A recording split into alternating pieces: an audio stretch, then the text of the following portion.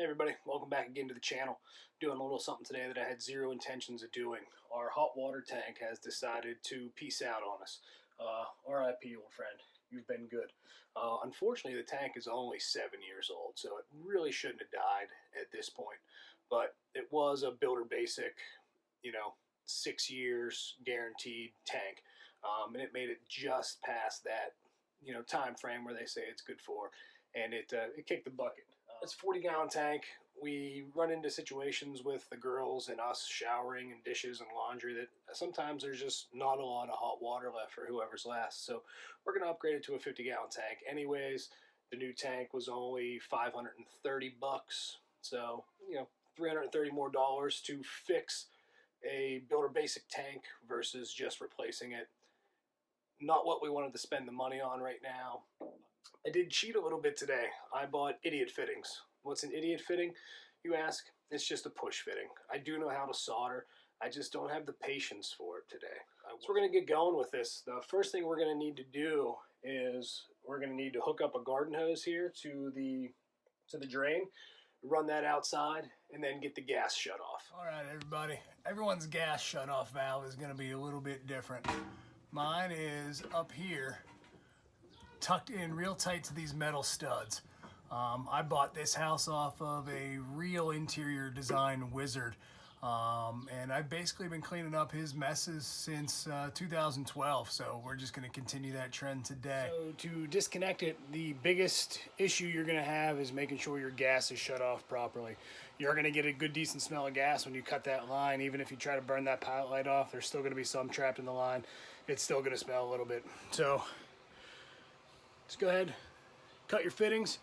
Make sure, obviously, you are leaving your shutoff valve in place back there and you're cutting it past that shutoff valve, or else you're just going to have a big mess on your hands. And there's our gas line all disconnected. At this point, it would be handy to have a second set of hands or a dolly to get this thing out of here, especially to get the new one in, because the new one's 10-gallon, more capacity, so it's going to be a lot heavier. But we just don't have that, so we're just going to adapt, get it in ourselves. We have our new unit in place, and I turned the main water off so I could change out my valve here. My valve's got a little bit of corrosion on it, so might as well replace it. So you're just going to cut that, make sure that it's a nice clean cut. A nice pipe cutter is going to do the trick for you, and then just scuff it up. Make sure there's no burrs on there, no rough edges. And then what you're going to do is you're going to take your push fitting, you're going to insert that, and just push it. It's going to tell you on the bag how far they need to go in, but you push it, and then it does not pull off. It has these cool little teeth on there that when you push it down, they kind of grip in.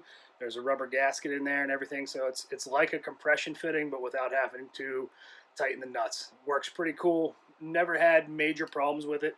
I've used them 5 or 6 different times now. I've only ever had one that leaked, and I chalk that up to I probably didn't clean it properly or something like that. So always best to rough everything in. Get your pieces cut, kind of hold them in place, make sure everything's going to work. That's especially true when you're soldering.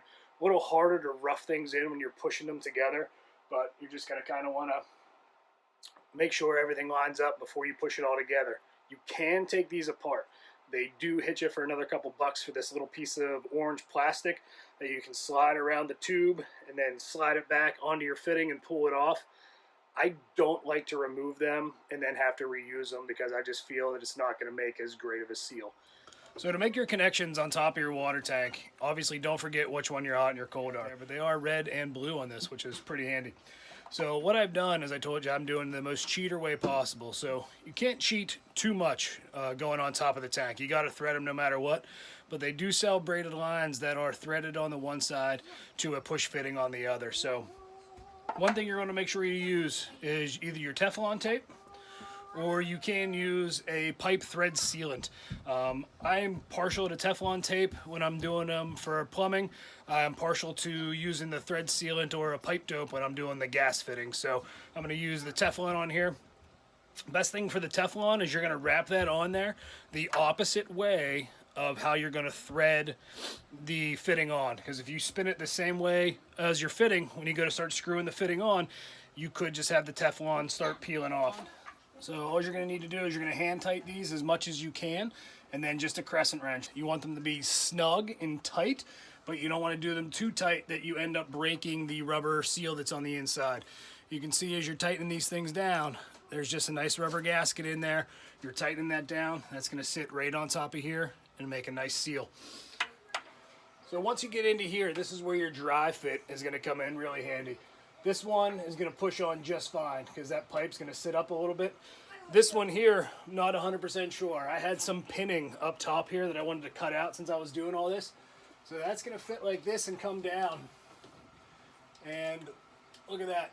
It's going to fit just nice. So let's button everything up, tighten these down, push everything together.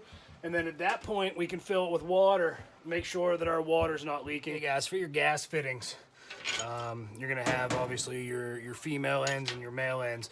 You put the pipe dope on the male ends, meaning the side where you can see the threads. I probably go a little crazy with the pipe dope pipe sealant. You're doing them just like a threaded water line.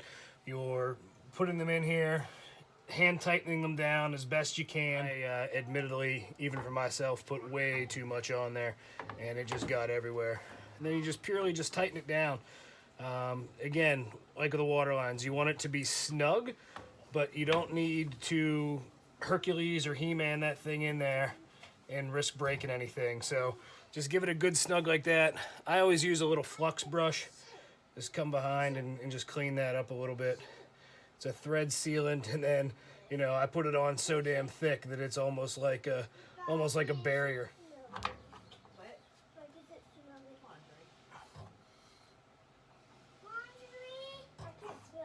So once you have all your stuff tightened down, before you turn the gas on, go ahead and get yourself mixed up a soap solution.